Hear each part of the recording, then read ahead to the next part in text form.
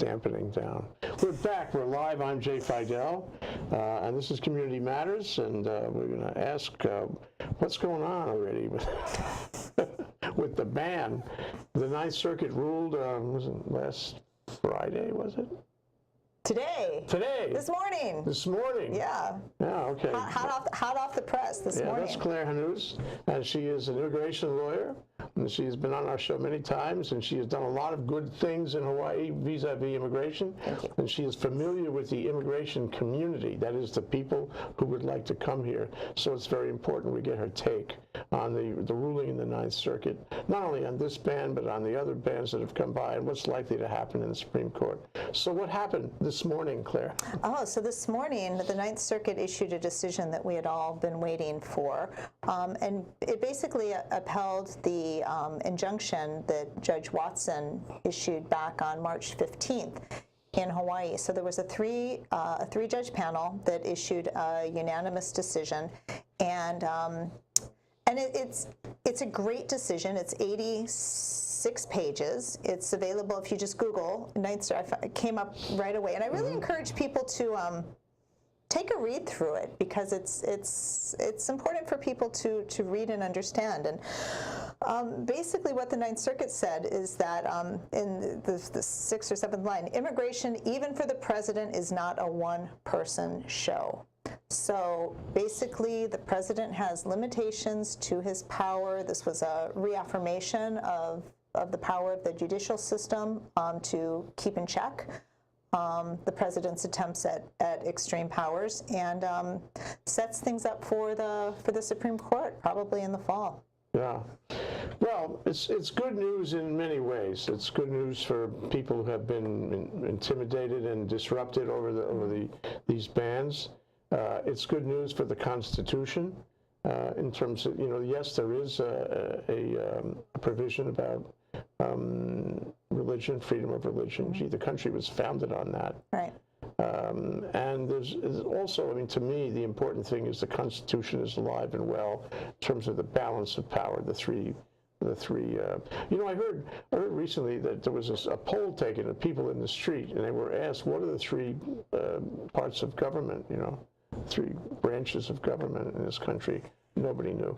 Yeah. It's very scary because, when you get Trump on the stage here, people don't know, and we need the federal courts to articulate this and remind us what's going on. And the Ninth Circuit is known to be a fairly liberal court, so this was probably expected. But the Fourth Circuit ruled somewhat similarly a few weeks ago on this issue. It was a little narrower issue. They were just looking at the people affected from the 6 countries that were that Trump was trying to ban from entering.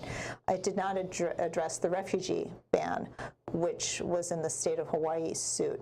But again, the Fourth Circuit, which is a much more conservative court, voted, I believe it was 12-3. In favor of upholding the injunction as well. So it doesn't have to be from a liberal court. There can be minds that are more to the center, to the right, that are recognizing and, again, speaking out to the limits of presidential power. The arguments in this case weren't as much constitutional as kind of statutory. The Immigration and Nationality Act, which sets it, well, in the Constitution that Congress has power over most immigration laws to create them. And then the 1952 Immigration Nationality Act gave the president some powers, but they're not at all unlimited. And so what this argument did, again, was from the Ninth Circuit, just reaffirmed that in order for the president to make such kind of sweeping bans against people, there needs to be much more as far as fact-finding, that there's a nexus between the ban and all the people that the government is trying to keep out of coming from the United States. So many questions flow out of this. Some of the original questions, to me, they still linger. How do you do it right? Let's assume he was motivated by a piece of national policy that says we have to protect ourselves from terrorists. Right, which we can all agree to. Look, I think we do a pretty a pretty good job at doing that. There is a vetting of all foreign nationals before they come into the United States. But if you look at, and this case actually references a study that was done of terrorist acts in the United States from I think 2002 until the present. The majority of those who committed were people who were born in the United States. So they're not people who were coming from overseas. True. So it's not really an immigration issue at all. Right. Not here. Right. And to some extent, the same thing exists in Europe. A lot of the terror has been by people who were born in Europe. Absolutely. So looking at, why are people who are born in these countries feeling so disaffected and disenfranchised that they're willing to take such really extraordinary measures? I don't have the answer for that, but it seems that's where the effort should be going in to understand how this is coming out of our own communities. I think the lesson is that you can't. I don't think there is any way of crafting a ban that would affect 180 million people. No. Which is the 6 countries that were listed. 180 million people. There's no way, unless you can show that the vast majority of those 180 people have direct links to terrorism. There's no way you can prove that. It's not true. Right. It could never be true. Exactly. and that's what that's basically what the court held. It's really too bad we have to have this conversation. It's too bad that he did that. I mean, I'm not talking about all the other things he's done that are too bad, but this one is really too bad. And I think of the Statue of Liberty. Give me your tired, huddled masses yearning to be free. This is a fundamental aspect of the country, and the country's vitality, in large part, has been all through these 300 years, whatever many years, wait, 250, 40 years, whatever it is, has been based on that notion of give me your tired, huddled masses. And that's where we get the strength of our innovation, our economy, our workforce, and all our endeavors are really based in large part on recent arrivals. The immigrant mentality is more vital maybe than some of the complacency we see people who are not immigrants, honestly. Right. And if you look, I mean, especially in a place like Hawaii, I mean, you can always look at and see how the first people of nations have immigration has usually been a bad thing for them. The Native Americans, Native Hawaiians here. But for everyone else, you look at how immigrants actually benefit and enrich our society. Well, again, look at all of our own individual histories and how and why. Again, we all came, even the first peoples, everyone came from someplace else for a reason, and people are still trying to do that. I think we quickly forget our own histories, our own family histories. And the ability to put ourselves in the shoes of people who have made more recent journeys, right? We have very short recent arrivals. We shouldn't do that, and it happens in Hawaii too. Absolutely. The new arrivals are the ones everybody. I want mine, and even though I'm also a recent arrival. The other thing is that we have been a beacon. This country has been a beacon to the world about opening your borders and taking those tired, huddled masses yearning to be free. And one of the interesting things is that what this says is we're not sure about this anymore, that we have fights about it, that we have a president who wants to terminate it. We have people who, some of his constituents, many of his constituents who voted for him, they want to stop that. They want to shut the whole thing down. They want to build a wall. They want to build a 2,000-mile wall. At billions. And I don't even care how much it costs. I mean, that's another. But even take the cost away from it. A good part of the United States not that long ago was Mexico, right? I mean, we're very far from that in Hawaii. But if you spend time in Arizona, California, and Texas, you have Native American tribes who have land that crosses borders. You have families who have crossed borders seamlessly for many, many years. And now not only is there a very fortified border, but they want to put up a wall. And that's and a lot of the people who voted for Trump are absolutely in favor of that, which shows I think how far we've slid and how much ground we need to try to reclaim to explain why that's a bad thing, why that hurts all of us. But I think, as long as the economy's in the dumps, people are going to be looking for groups of people to blame. And migrant workers, poor people, have always been on the bottom. Here, that's the Micronesians. In Arizona and Hawaii, it's the Mexicans and the Central Americans. Yeah. The other thing that comes to mind, and I was reading about this recently, is that Pierre Trudeau, the older Trudeau, I guess he was in the 60s, he was a very enlightened guy. And one of his big policies that he changed, it was disruptive in Canada at the time, he opened the borders. He took in everybody. Now, Canada was taking a lot of people in after World War II and all that, but he opened it much wider than that. And he made it national policy, and he made incentives for them to come and disincentives for people to not treat them well. Right. And the result is Canada has a huge level of vitality, maybe even greater than ours, person for person, because they do that. And it seems that we, who were the beacon, are no longer the beacon. You have asylum seekers in the United States who are afraid, who are dying, literally dying, trying to get into Canada. They're freezing to death on the Canadian-U.S. border, trying to cross into Canada because they feel like they'll have a better shot in Canada than they will in the United States. Yeah. It does not. Why did it remind me of the people who were trying to avoid the draft in the Vietnam War? Right. They went to Canada. Canada accepted them with open arms. Right. And that was really a sign of a failure on the part of this country, that we would have our own youth leaving town that way. I believe immigrants in Canada are called New Canadians. So there's this. I mean, it's welcome. We recognize that you're here long term. You're going to be part of our extended community, and welcome. And there's a lot more done to work on integrating them into Canadian life. And, yes, that's true. And a much more beautiful, welcoming attitude towards refugees and immigrants that I wish we had here. Yeah, so after this break, Clare, that's Clare Hanusz, immigration lawyer. I'm going to talk about how this changes the practice, if at all, in your immigration practice, and how it changes the views of immigrants, and whether it will ultimately damage us to have had this. And I'm hoping we have to speculate a little on what's going to happen in the Supreme Court, but assuming that it's the same as these two circuits, has this damaged us to the world? Has this damaged us to some of those really valuable immigrants who might come here and who we have thrived on in the past? We'll take a short break. We'll be right back with Clare Hanusz.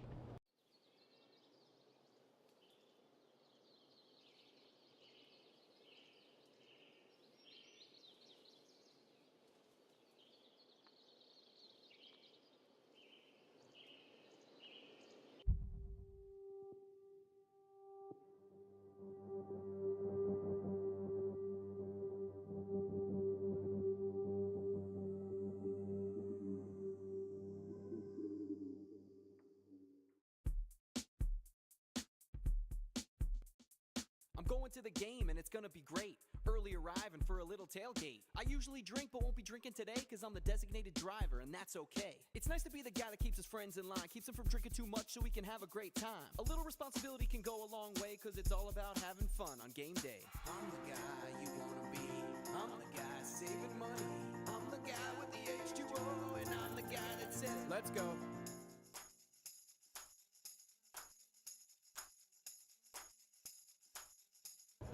Okay, we're back. We're live. We're having a really interesting discussion with Clare Hanusz, an immigration lawyer, and I want to take a little slightly different tack for a minute, and ask. Let's assume the Supreme Court does validate the Fourth Circuit and the Ninth Circuit on this, and it becomes the law of the land that he can't do this, and he can try all he wants. He's not going to be able to do it. But even then, we've had a very unpleasant conversation. We've demonstrated we're divided on the issue, at least divided. And we have a president who'd like to go back to the 12th century. So the question really is, how does this affect your immigration practice? How does it affect the people who are in this country on papers that may not be so good? How does this affect people who are outside this country who might have entertained the thought of coming here and making a life? Yeah, I think we have to remember that it's not just Trump, right? There's a whole team of people behind him that, Trump didn't write his executive orders. He's not that bright. He had a lot of really bright ideologues who misguided, but they're not stupid. And lots of people in Congress who support, who wish that they could get away with this. And so the message that it sends to the world is a real, I think, discriminatory intent towards people from many, many different countries all over the world. And so one of the arguments that Hawaii made in this case was that it was damaging to the state's economy and to the University of Hawaii, because we have graduate students at UH from these countries. We have faculty and undergraduate students and new from these admittees countries. about to come and new in admittees who are in limbo. And so even if the Supreme Court invalidates the travel ban, you're going to have people who have options about where they go, thinking about, do they really want to go to a place where it's so clear that among so many people they're not welcome, or do they want to go someplace else? Yeah. Do they want to look at New Zealand or Canada or other countries? And a lot of those answers we won't know. It will take a long time before there are statistics on declining enrollments from those countries, but we're going to take not only a financial hit, but a hit to, these are people who could come, who do very well, who contribute greatly, who would like to stay in the United States and do great things, and who really enrich our communities, and they're not going to want to come here. So that in some ways it's a certain class of people, right? Because people who can come from foreign countries and study in the United States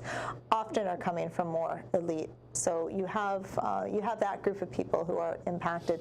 But the other executive orders that Trump has issued on immigration have had a real kind of similarly chilling effect in our community, but among different groups of people. People who are say, with final orders of deportation, who had been in the past granted stays of deportation because they've been able to show that they have extraordinary equities and humanitarian concerns, usually involving having U.S. citizen children that they're primarily taking care of. And under President Obama, again, there were lots of really good people who were deported. It was not all roses and unicorns under President Obama, but there were directives from the administration that prioritized some groups of people above others. Trump's executive orders, the other ones that were issued on immigration on January 25th, which are worth people going back and taking a look at, basically get rid of those priorities. So everyone's a priority now, and we're seeing that locally with more local clients getting these call-in letters to report for deportation. He's arrested 41,000 people. Yeah. Taking them off the streets and put them in detention of one kind. 41,000 people since the beginning of the year. Yep. Yeah. Well, it's really too bad. I heard a piece on NPR. I think it was an Indian doctor and his wife in Arkansas, the state of Arkansas. And did I say doctor? Lawyer. He was a lawyer. He was a law professor teaching at the law school there in Arkansas. And they had a life of, 20 years or 30 years in this country. And there had been a racial murder nearby, and then with the ban and all this, but see, it's not just that we have a ban, but this turns the rock over on people with hatred, and then you have more hate crime, you have more racial crime, and which are very, very well documented, right? It gives license for the haters to come out, and they feel justified. Yeah. And so what happened with this lawyer? Oh, he was talking on NPR, and he said, my wife and I, we've made our life here. We have kids, family, house. I'm a law professor. Right. I know American law, but we're going to leave. Yeah. We're taking off. Yeah. We don't like this country anymore. And I think, although not everybody's going to do that, it takes a certain amount of courage to go to another place and start fresh. But there are a lot of people who think about it now. Sure. Sure, and that's brain power that could be used to do other things. I mean, the fact that we in 2017 are talking in Hawaii about churches offering themselves open as sanctuaries for people who are fleeing deportation. I lived and worked in Arizona in the early 90s. Just a few years before that, there had been a very active sanctuary movement where churches and individuals were taking people who were in fear of being sent back to places that were dangerous for them. I never thought that here in 2017 we'd be having those same discussions again. I really thought that that was a closed chapter of history, and instead of working on family reunification and kind of moving forward, we've taken a huge leap back. And I mean, that's sad for me as an as an individual, but for the people who are directly affected, it's really devastating. And for the children who are really affected, it's devastating. Yeah. Tearing families apart. Tearing families apart. People who have been law-abiding citizens in the full sense of the word for a lifetime, right, having their lives destroyed. Right, right. And how does that benefit? How does ripping these people, the local case of the Kona coffee farmer that's gotten actually international attention because of the very powerfully written decision from another Ninth Circuit judge. Unfortunately, he couldn't help. Unfortunately, he couldn't help, but I'm really glad that Jim Stanton pursued that case, and I'm really glad that that judge wrote that decision, because it's really powerful, and it kind of puts back in everyone's face, this is what happens, and how, not only for this man, but how does taking him away benefit us? And ICE still has a lot of discretion to whether to affect or to not affect removal orders. I'm never sure on a local level how much pressure there is from above, but I'm sure there's quite a bit of pressure from above, that even if people at the local level say, you know what, Mr. He did have a number of DUIs, none of us are flawless in our pasts, okay? He has his mistakes too. But nothing that really justifies, in my mind, tearing him away from his family and leaving his kids without a father day to day. There's some morality here. There's a whole ethical world that opposes this sort of thing. Yes. And you, I mean, you've been, activist is maybe it's the right word. You're kind of I'm fine with that. Okay, she's good with activism. I like that. Clare Hanusz is a sort of an activist immigration lawyer. She takes these issues very seriously. She represents her clients with great zeal, and she sees the larger process and wants to protect people and do the right thing. It's an ethical, moral kind of thing. How does it affect you? You must be kind of in a state over this. And how does it change your practice? Yeah, it personally takes a toll on me. It takes a toll on my husband and my kids. Again, not nearly the kind of toll that it takes on my clients. So I always have to remember that I can try to walk in their shoes. I think I try to do that, but my shoes are not their shoes. I was born with a great deal more privilege and opportunity than a lot of my clients.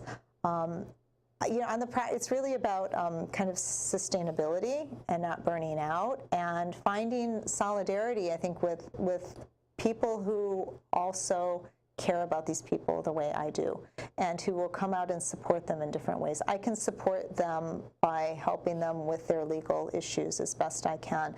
But other members in the community, maybe who don't have the legal background, have come out and support in so many other ways. And that feeling like I'm not at all a lone voice, and we're in this. It's a long struggle, and we have to sustain each other. And looking back on kind of the old fighters of past and how they were able to maintain themselves and sustain themselves are what I look at for my examples. I don't have really the luxury of burning out. I have to keep going. And we had an experience last week that was really powerful, where one of my clients had to report for deportation, and we applied for a stay of removal, and we're waiting to find out what's going to happen. But ICE decided, Immigration and Customs Enforcement decided to set a bond on her, and it was $5,000, and that was far more than, she's a single mom of 2 U.S. citizen children. That was far more than she could pay. And there were a group of 35 or 40 people who had come to support her. And these aren't people who knew her. These are just people who knew enough about her and thought that what was going on was wrong, and they wanted to be there and not have her feel alone. And they very quickly raised that $5,000 for bond. And they were so happy to do it. People were writing checks for $500, apologizing that it could not be for more. So we really have a lot of aloha, a lot of love in our community and support for these people. And if you're watching this and if you're interested in doing more, contact me, contact Harris United Methodist Church has been a leader, Church of the Crossroads has been a leader in this issue. We have a good, strong, growing network of immigrant rights activists in Hawaii, thankfully. But aside from paying for bonds, I mean, what can you do if the Immigration Service is down on these people as a matter of not only these executive orders, but the whole tone of this administration is to go after anybody. 41,000 arrests, and that was just somebody passed the word, we want you to arrest more people. Right. That was not these 3 orders. It was, we want you to arrest more people. Yeah. So we have to resist in many different ways. How do you do that? Well, yeah. I mean, how do you do as a lawyer? So there are constitutional challenges that can be brought. Things like the suit that Hawaii is bringing. We can support our Attorney General and say, thank you for this. Continue doing that. That sends a message. That sends a message even to people who aren't affected by this ban, that we see immigration, we see diversity as a good thing. It can be done individually in different cases. There are different class actions that are being brought. There are class actions being brought and suits protecting sanctuary city status in other places. So, we need to educate ourselves, learn about these things, and try to implement best practices here. So it's both on a very individual level as far as individuals affected, and it's in a larger kind of global picture. And we've had resolutions introduced and passed by the City Council supporting our diverse communities and what immigrant and really resisting Trump policies. And so there's lots of different ways of pushing back. Yeah, and the good news is that at least the federal and probably, I would say federal and state judicial systems are fair-minded about this. They're not accepting his policies when there are constitutional issues like this. That's right. You can have new confidence that there's somebody who will listen to you when you take a position against his policies. Right, and that helps give us strength to go, another day. Yeah. Right. So, but getting to the where this is all going, though. So we have now Supreme Court wants appeals from the administration on both the Ninth Circuit and the Fourth Circuit, and presumably the Attorney General, whoever he may be at that time, it's not clear to me, will then, argue the case and, take the case up and it'll be resolved at the Supreme Court as to whether these, injunctions against the ban are valid. And that'll come up probably in November, the next session, because they're just about to go on their break and they'll be back late October, early November. What do you think will happen? What will happen in the interim first? Okay, presumably there are injunctions against the enforcement of at least the first and third, maybe all 3 of those ban executive orders. The status quo is he cannot enforce them, right? Right. So, and as far as the executive order, the Muslim ban, and the refugee ban, people are still coming in. Although, there might be people who are choosing to go other places. Again, we don't know. So, I think it's really, some of this is just wait and see. There's not much on these issues in the courts that we can do affirmatively, except again to let our governor and attorney general know that we support the actions that Hawaii has taken. It's hard to see how the Supreme Court could rule against this, what the Ninth Circuit did. These aren't super complicated arguments, actually. That there are limits to the president's power, the president clearly exceeded them. And we have a new Supreme Court justice, and we'll just have to wait and see. Yeah. We'll know more. We'll know more about the new Supreme Court. I'm sorry. I wish I had the crystal ball, but it's very it's cloudy right now. I don't know. Yeah, but I think there'll be events. I don't think the Supreme Court is completely isolated from the events that take place in the country and the expressions of public opinion about this issue. Right. And I think they will be affected. And my guess would be is that they will affirm both the Ninth Circuit and the Fourth Circuit. I'm knocking wood and hoping that they hear us. I would think so. And then in the in the meantime, while we're kind of maybe in a wait and see mode on the Supreme Court, we need to be very vigilant as to what's happening in our local communities as far as deportations and law enforcement actions and possible collusion between local law enforcement and federal law enforcement. And really have Hawaii is a kind of a tricky state because we have the neighbor islands, and we really need to keep our ears to the ground on all the islands. And we formed some pretty quick kind of rapid response networks, and those networks are growing because more and more people are just totally outraged, and to the point of saying, "What can I do?" and really ready to. Some of the people who are coming out in support are kind of the old timers, but there's a lot of new people. Who are, again, just outraged and want to open their hearts and open their pocketbooks to help people in our community. So, and those networks are growing, and people are in it for the long haul. So we have to pace ourselves. It's fine. It gives you a good feeling about the Hawaii diversity and about maybe the country at some level. Yeah, it really represents the best of, some of this represents the worst of humanity, and then what we're seeing in Hawaii really counterbalances that to show the best. But it's an issue we didn't have to have.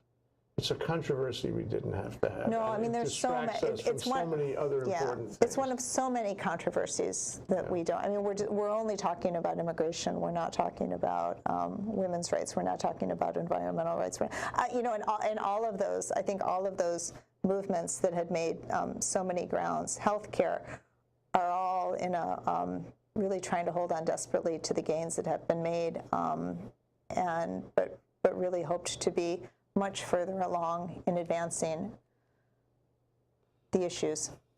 Thank you, Claire. Thank you, Jay. Clare Hanusz, immigration lawyer par excellence. Thank you so much.